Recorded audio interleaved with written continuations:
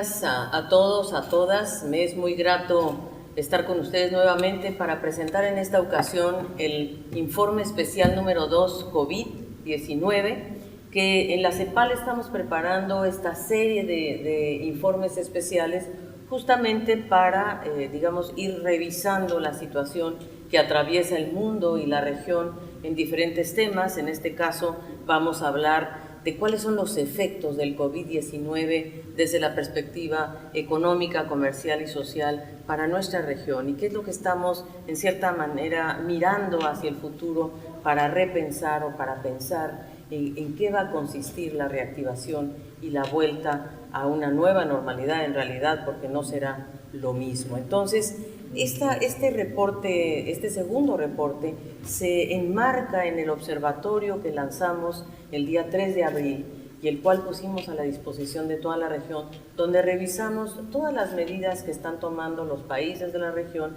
en diferentes temas. Pero en esta oportunidad lo que nosotros queremos es presentarles a ustedes, en dónde estamos hoy por hoy, este día 21 de abril, cuáles son las características y los efectos probables que pueda tener esta tremenda pandemia que ha afectado al mundo entero.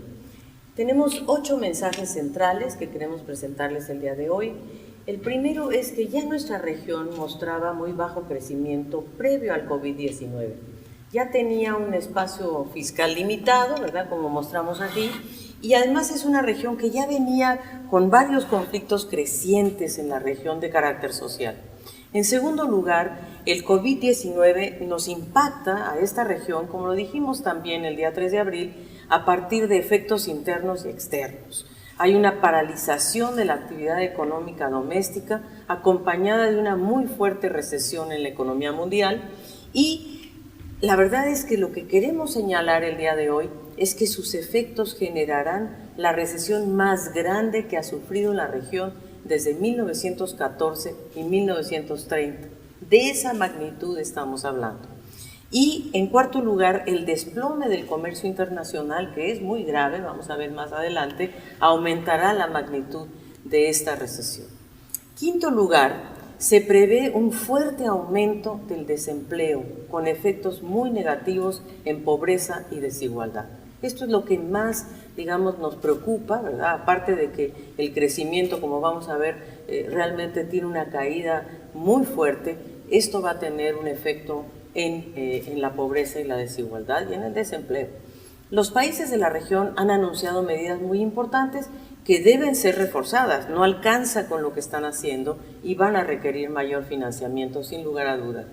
Séptimo, va a ser por lo tanto urgente que haya espacio y que estos países puedan acceder a recursos financieros con bajos costos y que esto se base en un apoyo flexible de parte de los organismos financieros multilaterales, un alivio del servicio de la deuda y eventuales condonaciones de la propia deuda.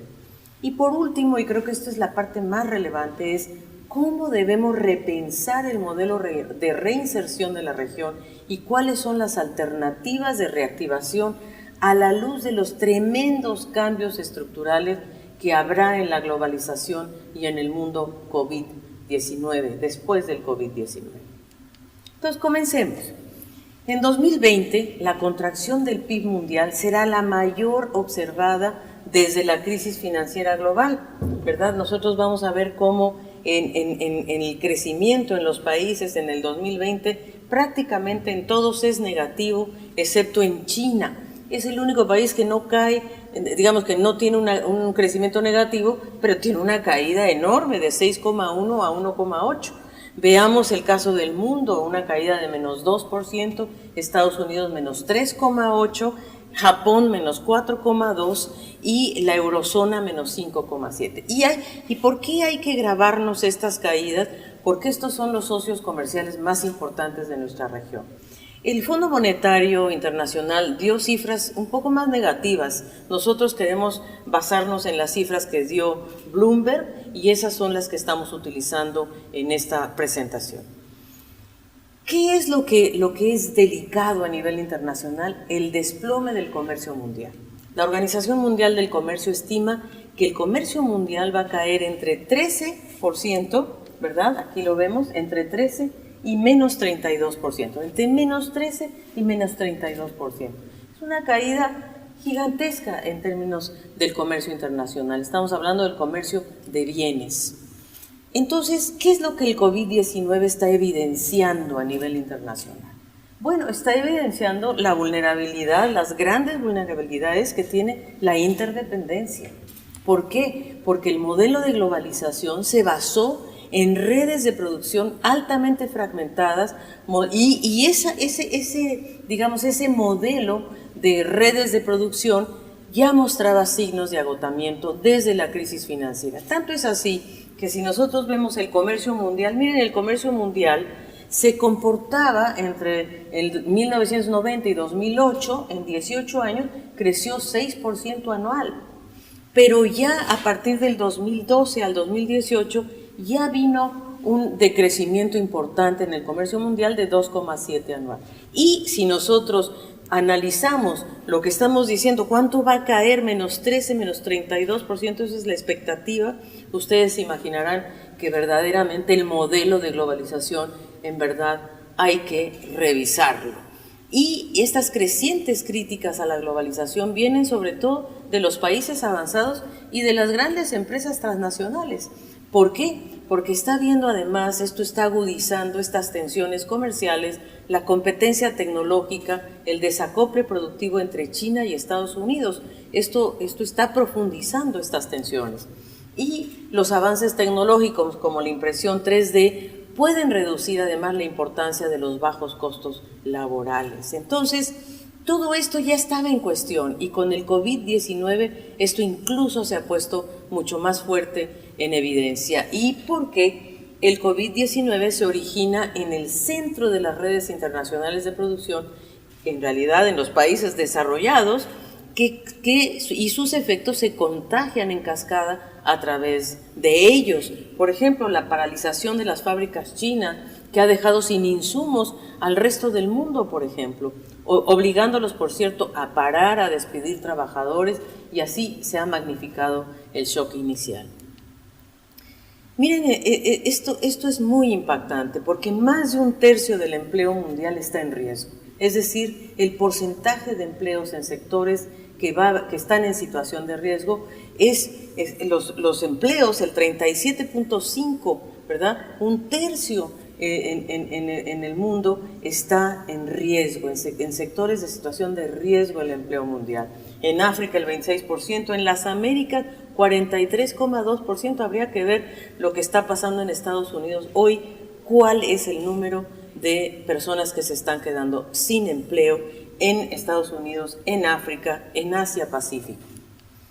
Y esto además se va a traducir sin duda en que más de 500 millones de personas pueden caer en la pobreza.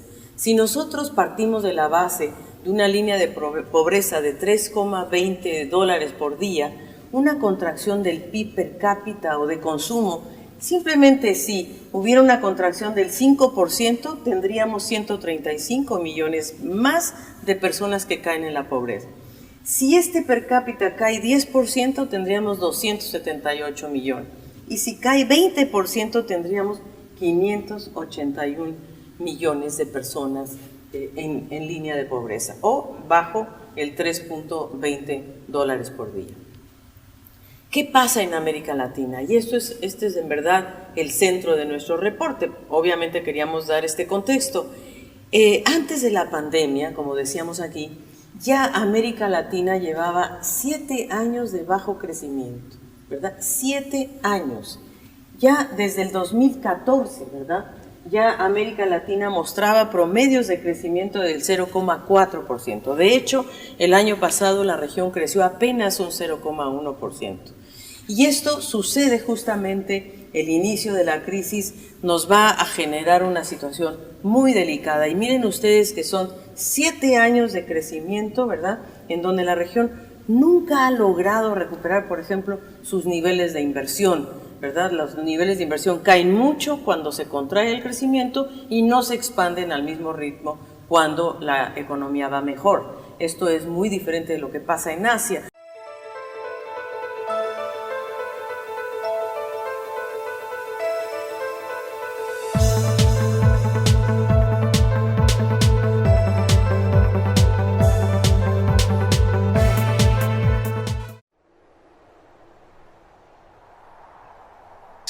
silencio.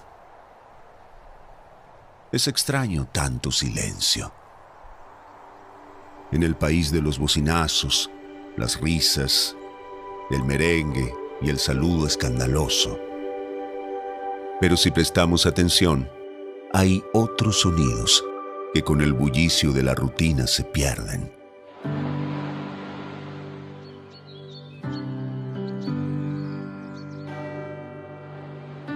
Aprovechemos y volvamos a escucharnos, a mirarnos, a compartir, a descubrirnos.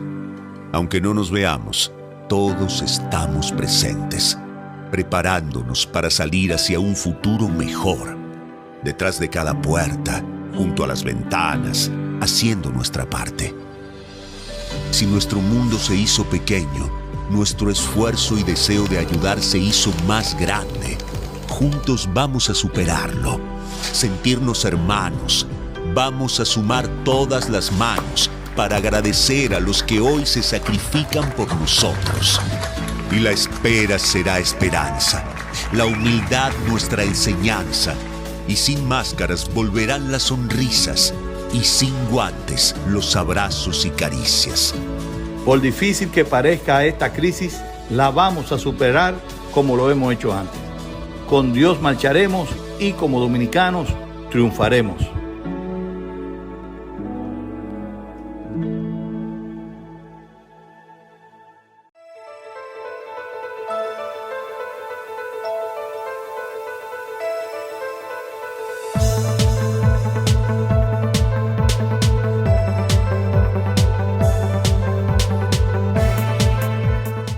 Pero si nosotros vemos, miren ustedes el comportamiento del crecimiento en nuestra región. Tuvimos algunas épocas muy buenas, como en los 70, ¿verdad? Y se ve 6,2. ¿Llegaremos a eso algún día? Difícil. Miren dónde estamos hoy, en 0,4 los últimos 7 años. Y la región tiene además grandes vulnerabilidades y debilidades macroeconómicas y fiscales frente a la crisis económica del COVID-19. Estas son ya vulnerabilidades y debilidades que viene arrastrando la región. ¿Y cuáles son estos? Primero, altos niveles de deuda pública y por lo tanto una carga en el pago de intereses.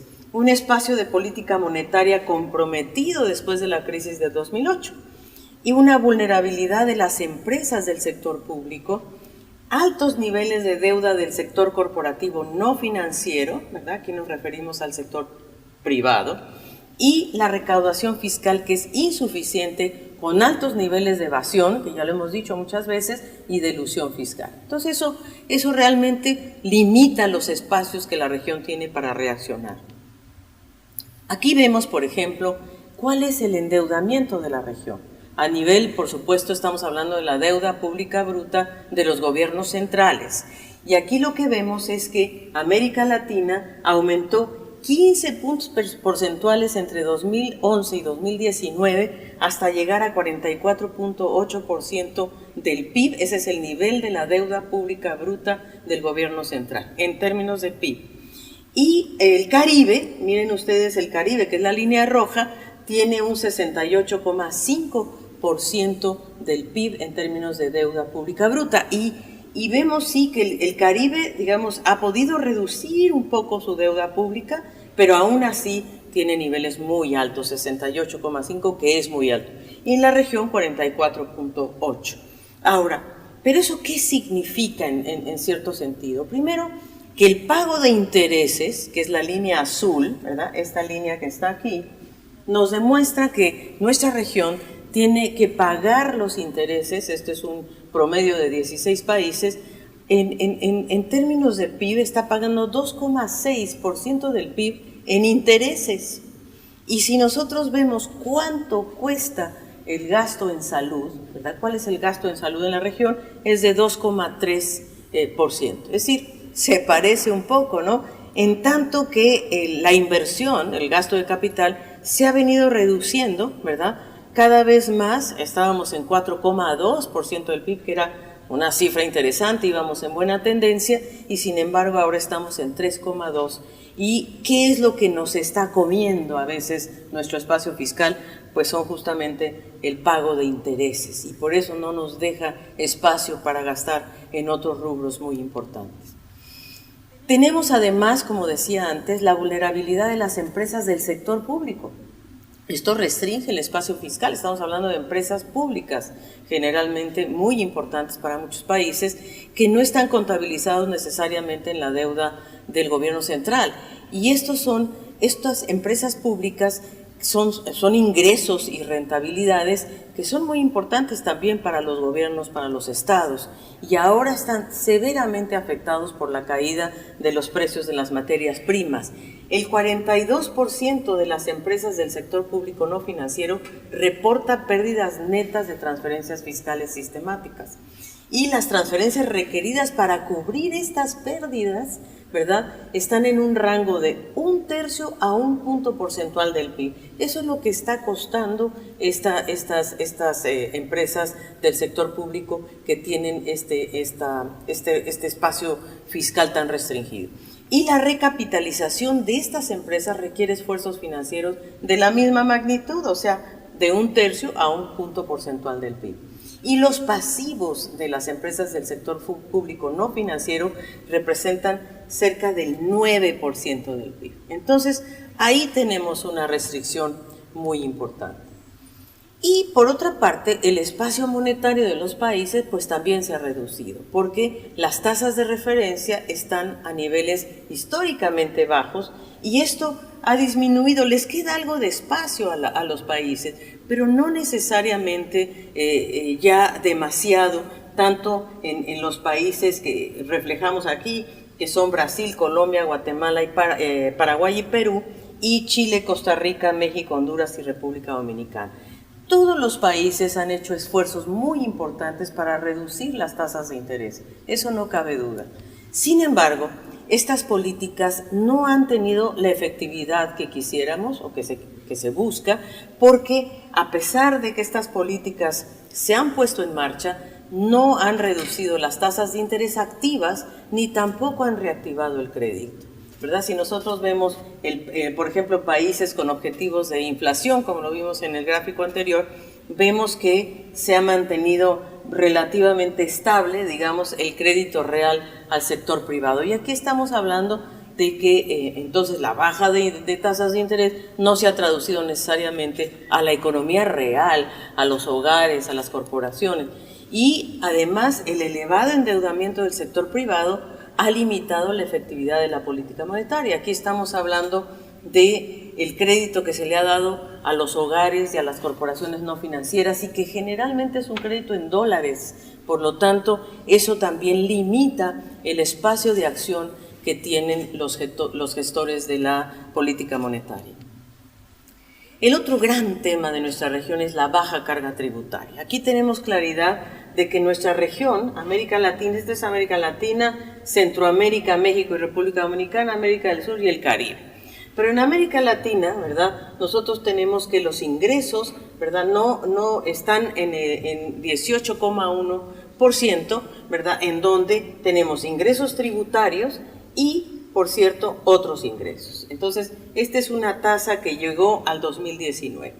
En el Caribe tenemos una situación un poco mejor, de 27,2%. Ellos sí tuvieron mayores ingresos de 21,8%, que no fue el caso de nosotros, pero en el caso de ellos sí, tuvieron un poco de ingresos mayores en términos en el Caribe, y lo mismo en otros ingresos se mantuvieron más o menos igual. Pero, ¿qué es lo que nos preocupa? Digamos, además de que es una tasa tributaria relativamente baja, o sea, si comparamos con los países europeos o de la OCDE, que están por encima del 30%, pues realmente nuestra región está muy por debajo. Pero lo que más preocupa es la evasión y la elusión fiscal, que corresponden a 6,3% del PIB regional. Esto, fíjense, a lo que equivale el 6,3% del PIB. Es la mitad del gasto social del gobierno central. Esa es la ilusión fiscal, la mitad del gasto social del gobierno central, que generalmente está en alrededor de 11, y tantos %. 4 veces el gasto en programas de protección social no contributiva, transferencias condicionadas, pensiones no contributivas y políticas de inclusión social. O sea, 1.47% del PIB es lo que nos cuestan estas políticas sociales. Miren ustedes, 1.47 contra 6.3 de elusión y de evasión, como que algo tenemos que hacer en ese rubro, ¿no? Y es un monto mayor que el gasto promedio del gobierno central en educación y salud. Entonces, si lográramos tener mayor control de la evasión y la elusión fiscal, tendríamos los recursos suficientes para educación y salud, por ejemplo. Salud, que ahora es la gran prioridad. ¿Cuál va a ser el impacto de esta crisis en la región? Bueno, los 5 canales de transmisión externos de la región son los siguientes. Primero, como ya vimos, la reducción del comercio internacional, que ya vimos las cifras, ¿verdad?, que son muy delicadas. La caída de los precios de los productos primarios, es decir, esta es una región fundamentalmente Sudamérica, México, exportadora de materias primas, entonces la caída de los precios de los productos primarios nos afecta mucho. La intensificación de la aversión al riesgo, y eso está empeorando las condiciones financieras mundiales y también limitando la llegada de recursos financieros a nuestra región. La menor demanda de turismo, bueno, esto es muy grave para ciertas partes de nuestra región, especialmente el Caribe, como lo veremos más adelante. La reducción de las remesas, es decir, los trabajadores migrantes que están en Estados Unidos, en Europa, etcétera, pues lamentablemente también han sufrido un grave impacto y por lo tanto las remesas que envían a nuestros países. Los bajos precios de los commodities. Primero que nada, nosotros tenemos que, en verdad, los precios de los commodities han caído, sobre todo los productos energéticos, ¿verdad? Esta línea azul que cae fuertemente. Tenemos los metales que también caen, pero también los productos agrícolas. Quizá el único que no cae son los metales preciosos. Y del lado derecho del gráfico podemos ver claramente esto. Vemos el precio del petróleo, ¿verdad?, que es WTI, este precio que, por cierto, ayer anunciaron caídas de tremenda magnitud, como fue en el caso de este WTI, que en realidad su fluctuación fue entre 11 a 4 dólares. Aquí estamos nosotros presentando los precios hasta el 17 de abril. Así es de que tenemos el WTI, el Brent, el cobre y el oro. El oro, que es el único que no cae. Pero en verdad en los precios del petróleo, el WTI, que es el de Estados Unidos, y el Brent, que es el de Europa, realmente con caídas muy importantes y quizás con los anuncios de ayer. Es un precio muy volátil, eso es lo que hay que decir, pero volátil a la baja, que ese es un poquito el tema central.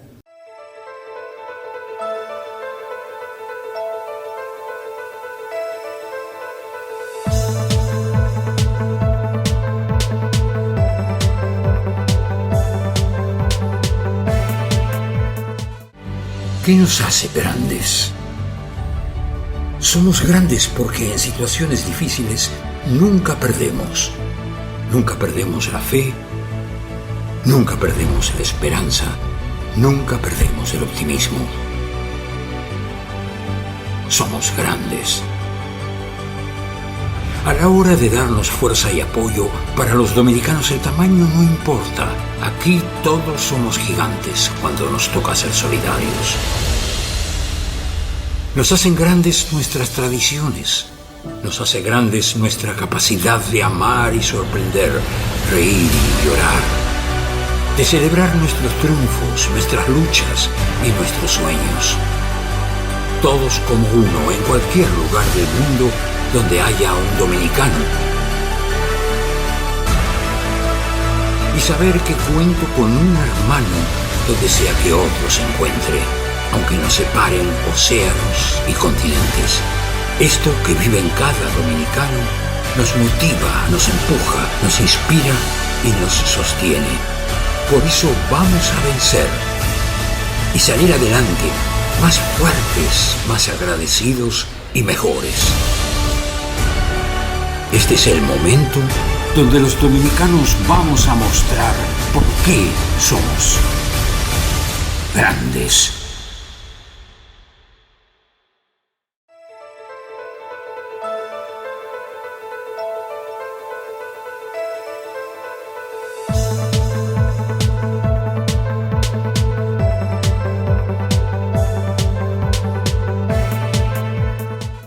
Y por cierto, el deterioro de las condiciones financieras internacionales que nos está reduciendo el financiamiento externo disponible para la región. Si nosotros comparamos el flujo de capitales de no residentes hacia la región en miles de millones de dólares entre el 2019 y el 2020, vamos a ver que la región está recibiendo menos 80,000 millones de dólares entre 2019 y 2020. Es decir, que hay una caída muy importante, especialmente en cartera de deuda, en cartera de capital, que son quizás los de más corto plazo, pero sin duda esto va a tener un gran efecto. Y además, obviamente esto incluye, ¿verdad?, tanto la menor entrada de recursos financieros como también la salida de capitales, que también ha ocurrido en la región. El turismo. El colapso del turismo, que afecta fundamentalmente a las economías del Caribe. Miren ustedes cómo en las barras rojas estamos reflejando el porcentaje de empleo del 2018. Entonces, la caída de los empleos, o más bien la dependencia del empleo, porque estas son cifras de 2018, lo que nos está diciendo es la caída del turismo afecta fundamentalmente a todas las economías del Caribe. Todo el Caribe tiene problemas. ¿Quiénes de nuestra región continúan con graves problemas? Bueno, sin duda México, Uruguay, imagínense, Panamá, Centroamérica, bueno, Costa Rica, que es uno de los baluartes también en el caso del turismo. Quizás del Caribe se salva Guyana y Surinam, pero es que ellos tienen otras fuentes de entrada como son los recursos naturales y en el caso de Guyana, pues el petróleo. Pero es el Caribe la región más afectada, la que será más afectada, ¿verdad? Porque esto, como le digo, son cifras de 2018, pero si se pierde el turismo, pues esto es lo que va a costarle a estas economías.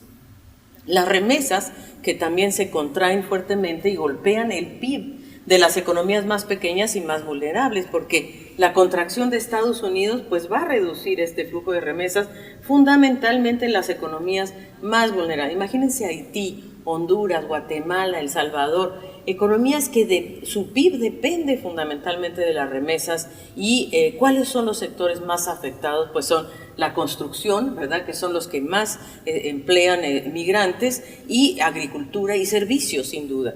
Y los migrantes que trabajan en hoteles, en restaurantes, que han perdido sus trabajos y no cuentan con los subsidios de nadie, y del gobierno menos, ¿verdad? Entonces, estamos hablando de que esto va a afectar no solamente a las economías más pequeñas y vulnerables, sino también a las familias más pobres, no solo de las economías pequeñas, porque también México tendrá un impacto muy fuerte en sus hogares en la no llegada o la caída de remesas. Ahora, hicimos un análisis de cuáles son los sectores más afectados, ¿verdad?, en términos de la magnitud de este impacto. ¿Cuáles van a ser, cuál es la participación de los sectores en el PIB según la intensidad del impacto del COVID-19? Y esto lo hicimos a partir de este análisis por países, y vemos que quizás la contracción más fuerte, o digamos el peso de los sectores, yo diría intermedios, de los que llamamos indirectamente afectados, ¿verdad?, que son fundamentalmente hoteles, restaurantes, servicios, transporte, ese tipo, comercios en general, que son los que indirectamente afectados, pero que van a estar muy afectados. Y los que están menos afectados son los primarios, por ejemplo, la agricultura, la pesca, la minería de pequeña escala. Esos sectores, de alguna manera, aún no sienten el impacto, pero definitivamente lo tendrán. Y luego, por supuesto, los directamente afectados, que son fundamentalmente servicios. Esos servicios que se han cortado totalmente, ¿verdad? Los pequeños comercios, el transporte urbano, o sea, el cierre o sea, y las políticas de contención sanitaria pues han afectado en distinta intensidad. Y aquí nosotros lo que hemos hecho es ir recogiendo lo que cada país nos va diciendo, cuáles son sus sectores más afectados. Y aquí está, digamos, la parte más delicada de este informe, y es que en América Latina y el Caribe caerá el crecimiento más del 5% en 2020. Nosotros hemos estimado una caída de menos 5,3% para 2020. Y prácticamente todas las economías están en números negativos. Todas, excepto República Dominicana, que la tenemos en cero crecimiento, pero porque venía con un desempeño mejor que el resto. Pero de ahí en fuera, miren ustedes, todas las economías caen, todas. Y vemos casos muy delicados, como les digo, América Latina y el Caribe en promedio caen menos 5,3%, América del Sur cae menos 5,2%, América Central y México menos 5,5%. Y esto es considerando la caída de Estados Unidos de 3,8%. Ahora, si Estados Unidos cae más, pues lógicamente estos números serán peores. Y el Caribe tiene una caída promedio de menos 2,5%. Este es el impacto más severo, como dijimos anteriormente, más severo que ha tenido la región en su historia. Aquí tenemos, por ejemplo, ya agrupados los países, por ejemplo, el caso de Sudamérica. Sudamérica tiene, como decíamos, una caída de menos 5,2% y sus economías todas cayendo en números negativos en una forma francamente muy preocupante. Pueden ustedes ver cualquier economía, pueden ver el caso de Ecuador, el caso de Perú, en fin, todas las economías caen en una dimensión, en una magnitud muy importante. Sin duda América Central cae también fuertemente. Obviamente la economía que más cae en América Central es México y también Nicaragua. Las otras economías están en torno al 3,7, 3,6, en fin, Panamá se defiende un poco más con menos 2, imagínense. Entonces tenemos pues que América Central solita, sin México, cae menos 2,3. América del Sur, menos 5,2. Y América Central con México, menos 5,5. Y el Caribe, ¿verdad? Tenemos también lo que decíamos, una caída de menos 2,5%, con economías que oscilan entre Antigua y Barbuda, que es la que más cae, menos 7,2%, pero cae mucho porque Antigua y Barbuda, por ejemplo, es una economía que depende prácticamente del turismo, lo mismo que Bahamas y Barbados. Entonces, como vemos, es lo que les explicábamos antes, de que el colapso del turismo, el colapso de ciertos sectores, da esta magnitud de caída. Y entonces, fíjense, para poder encontrar una contracción de magnitud comparable al menos 5,3, ¿verdad? Nos fuimos hacia atrás, a la historia de la región, y tendríamos que irnos hasta la Gran Depresión, hasta 1930, que la región cayó menos 5%, o incluso hasta 1914, cuando la región cayó menos 4,9%. Nunca en la historia de la región había habido una caída con esta magnitud, o de esta magnitud. Entonces, imagínense ustedes dónde estamos. Esta es, yo creo que la parte más preocupante de lo que está pasando hoy en la región.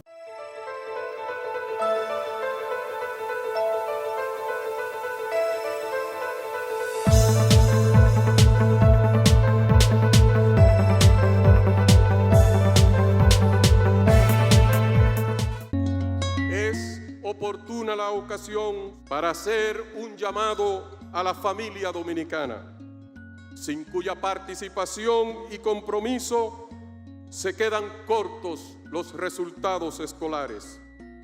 Hoy, más que nunca, es más urgente y necesaria la integración y la corresponsabilidad de la familia en la tarea de formar a las nuevas generaciones. Junto a la escuela, maestros y maestras, la familia es un factor asociado determinante para alcanzar resultados de calidad en la educación de nuestros niños, niñas, adolescentes y jóvenes. Noviembre, mes de la familia. La educación es tarea de todos.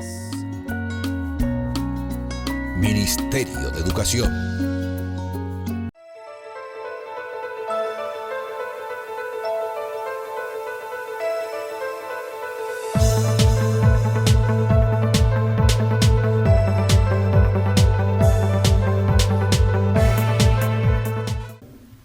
Y, por cierto, el comercio, ¿verdad? Ya dijimos antes que el comercio mundial, ¿cuánto cae, verdad? Entre 13 y 30%. Bueno, en América Latina y el Caribe caería en torno al menos 15%.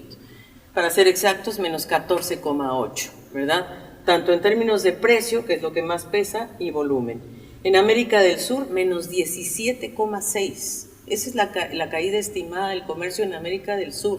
Y estamos hablando aquí, por supuesto, de las exportaciones de bienes. En México, menos 11,7%.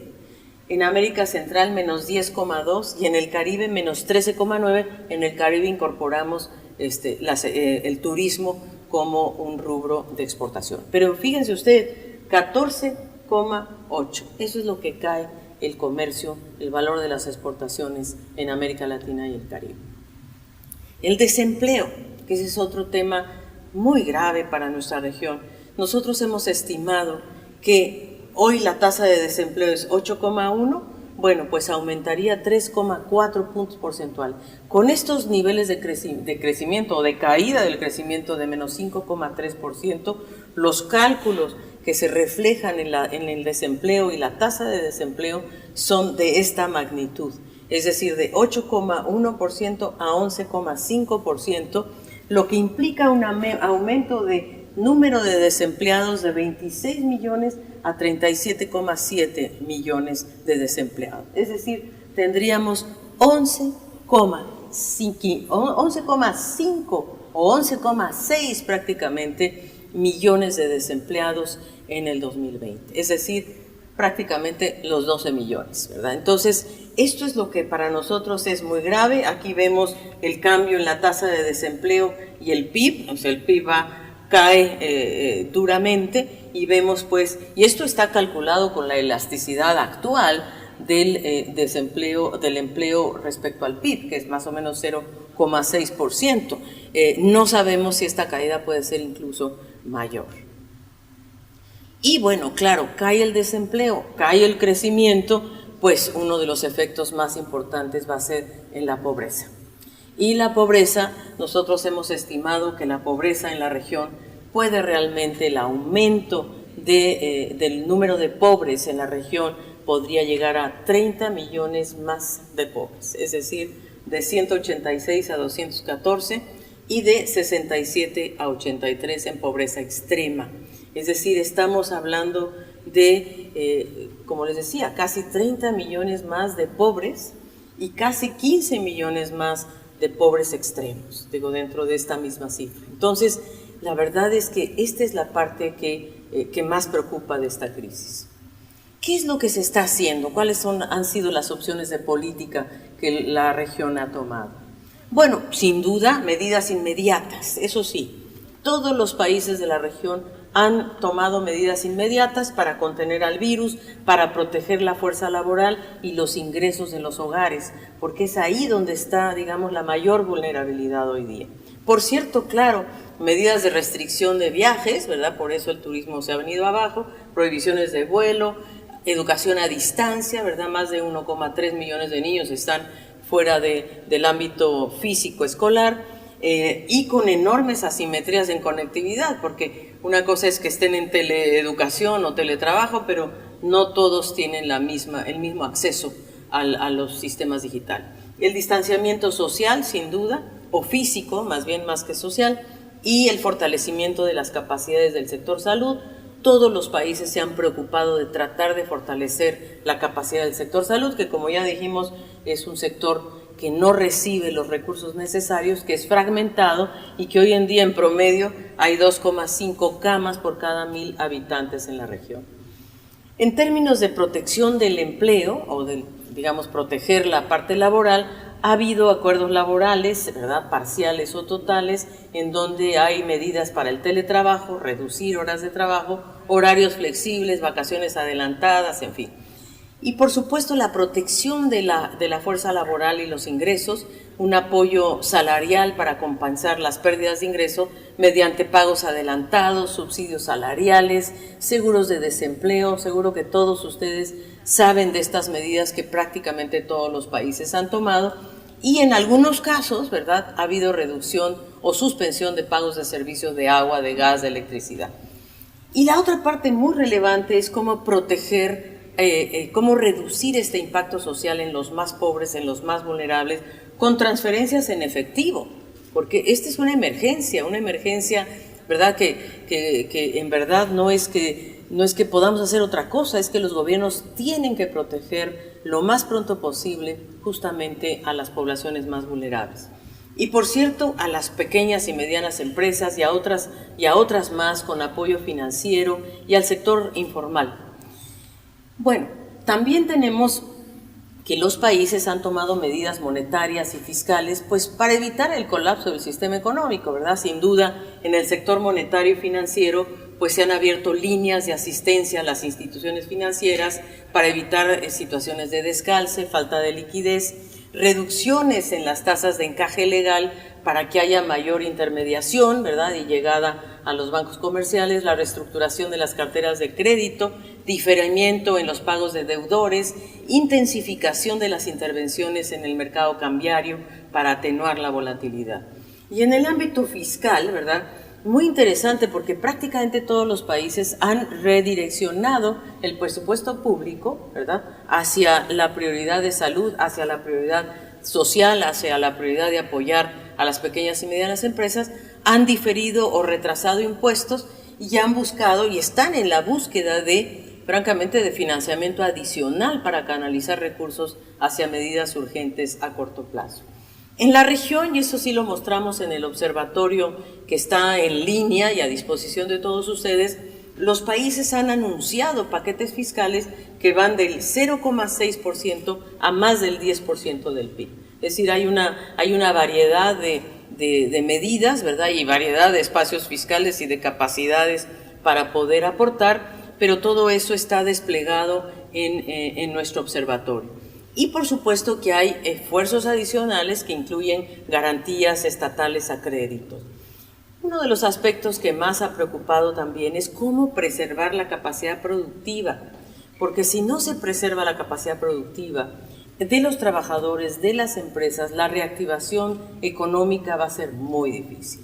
Y esto solo se logra si existen los mecanismos de liquidez para apoyar a empresas, en particular a las pequeñas y medianas empresas. Y por cierto, algo muy interesante e inédito en nuestra región es que ha habido mucho mayor coordinación y de hecho debería haber mucho más. Los gestores de política deben ampliar sus herramientas para incrementar la coordinación, pero ya ha habido algunos aspectos interesantes. Entre los gobiernos y los bancos centrales se han dado ya mecanismos para financiar los paquetes de estímulo mediante la compra, por ejemplo, de títulos emitidos por el sector público o el uso de activos externos para financiar el gasto en casos de emergencia. Esto realmente es muy interesante.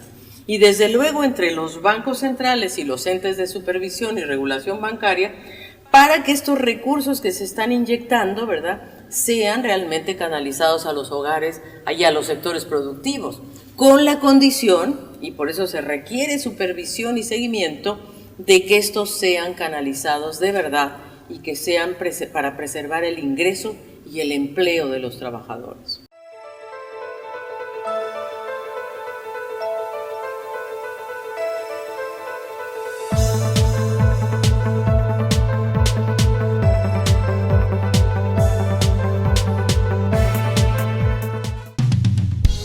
Desde el año 2012, el gobierno dominicano ha facilitado al sector privado el desarrollo de inversiones en el sector eléctrico nacional. En estos 6 años han entrado al sistema 810 megavatios de inversión privada, de los cuales el 53% es energía renovable. A esto se agrega el aporte adicional de hidroeléctricas y microhidroeléctricas y los 752 megavatios brutos que aportará Punta Catalina de inversión estatal para un total de 1.575 megavatios. Grandes avances que garantizan al país menos dependencia del petróleo y la reducción de los costos de generación. CDEE, iluminando en el presente para el futuro del país.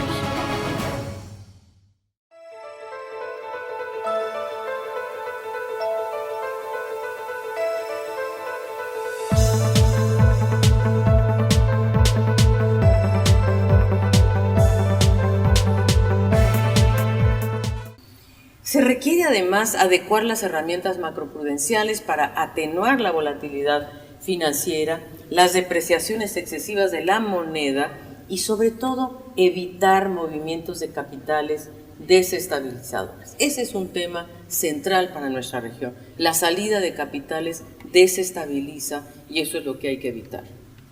Entonces, todos los países requieren expandir el espacio fiscal y van a necesitar condiciones de financiamiento mucho más favorables, es decir, acceso a nuevas fuentes y mecanismos de financiamiento, líneas de crédito a bajo costo y mucho más ágiles, por cierto, la condonación, la reestructuración o incluso el alivio de la deuda y sus intereses, y aquí hay que incluir a los países de ingreso medio, no solamente a los de ingreso más bajo, que es lo que ya están haciendo de alguna manera las instituciones financieras internacionales. Para nosotros es relevante, muy relevante, que se incluyan a los países de ingreso medio y en particular al Caribe, a las economías de Centroamérica altamente endeudadas que requieren este tipo de tratamiento. Y los líderes del G20 creemos que deben apoyar a las organizaciones multilaterales para que éstas presten a intereses más favorables y alivien precisamente la deuda de los más altamente endeudados. De lo contrario, la verdad, los pagos serán imposibles, las deudas serán insostenibles y se comprometerá el espacio fiscal. La verdad, estamos enfrentando una crisis de enormes magnitudes que requieren medidas excepcionales para enfrentar precisamente una crisis sin precedentes y no habrá progreso si no hay cooperación y solidaridad internacional. Entonces, también tenemos que implementar algunas medidas ahora sí que fuera de la caja, como por ejemplo el establecimiento de líneas de intercambio, swaps, entre la Reserva de Estados Unidos y los bancos centrales de Brasil y México. Eso ya lo hicieron, es un paso muy positivo, pero el resto de la región también necesita este tipo de apoyo. Y lo mismo que se hizo en 2008, se hace necesario que se apruebe una emisión a gran escala de los derechos especiales de giro para que haya mayor liquidez en las economías y aumenten las reservas, o por lo menos se protejan las reservas. Y desde luego, como ya dijimos, implementar políticas macroprudenciales sólidas que incluyan regulaciones de los flujos internacionales de capital. De nada nos sirve que llegue la liquidez si esa misma se va a ir y va a salir de nuestros países. Entonces, solo si las instituciones proporcionan liquidez y si se impide que esta liquidez retorne a las economías avanzadas, se podrán implementar realmente políticas fiscales y monetarias contracíclicas en nuestros países. Y por último, para ir terminando, una alerta. La economía mundial no va a volver a la normalidad. Eso hay que entenderlo de una vez por todas. ¿Y por qué? Porque la crisis que estamos atravesando y la crisis productiva sobre todo, traerá cambios que van a persistir mucho más allá que la pandemia. ¿Por qué? Porque va a haber una mayor necesidad de ser más resilientes en las redes de producción. Se va a tener que diversificar a los proveedores en términos de países y de empresas. Se va a tener que privilegiar ubicaciones más cercanas a los mercados finales de consumo, que se llama el nearshoring. Se va a tener que mirar la relocalización de procesos productivos y tecnológicos estratégicos, el reshoring. De alguna manera ya Estados Unidos había empezado con esta estrategia. Y las empresas internacionales han adecuado su funcionamiento interno a las medidas de distanciamiento social, están acelerando, por cierto, la tendencia a la automatización y la digitalización de algunos sectores y de algunas industrias. Y todo esto está agudizando la fragilidad del multilateralismo, porque las restricciones unilaterales, por ejemplo, a la exportación o a la importación de insumos médicos, ya está ocurriendo y está ocurriendo en más de 60 países. Entonces, no se va a revertir la globalización, no vamos a volver a lo que había antes, pero entonces, ¿qué va a pasar? Y nosotros estimamos que lo que puede suceder es que la economía mundial sea más regionalizada, se vaya más a enfocar a las regiones y que se regionalice en torno a tres grandes polos que van a ser Europa, América del Norte y Asia Oriental. Entonces, ¿qué es lo que tenemos que hacer nosotros en América Latina y el Caribe? Este mundo post-COVID, ¿qué es lo que nos está pidiendo? Y lo que nosotros pensamos es que nos exige mayor integración regional. Se trata de pensar el futuro de la región en una nueva geografía económica que nos haga menos dependientes de manufacturas importadas y que nos imaginemos cadenas de valor regionales. Para ello, se requieren políticas industriales que permitan a la región fortalecer capacidades productivas y generar nuevos sectores estratégicos. Porque para poder incidir en la nueva economía mundial, la región va a tener que avanzar hacia una mayor integración productiva, comercial y tecnológica. Somos un mercado de 650 millones de habitantes, que si logramos integrarnos, esto constituiría el más importante seguro frente a perturbaciones que se generan fuera de la región. Permitiría además alcanzar la escala requerida para viabilizar nuevas industrias, generar nuevas redes de producción e investigación, pero esto tendrá que ser compartido entre países y subregiones. Ahí, por ejemplo, las universidades juegan un papel central para poder lograr esta investigación tecnológica compartida. Se trata de generar, a su vez, certezas ciudadanas. Necesitamos ir hacia un nuevo régimen de protección social universal, que si tuviéramos hoy día este régimen de protección social universal y si pudiéramos ya contar con un ingreso básico, la verdad es que la ciudadanía estaría mucho menos tensa en una situación tan difícil como la que estamos atravesando.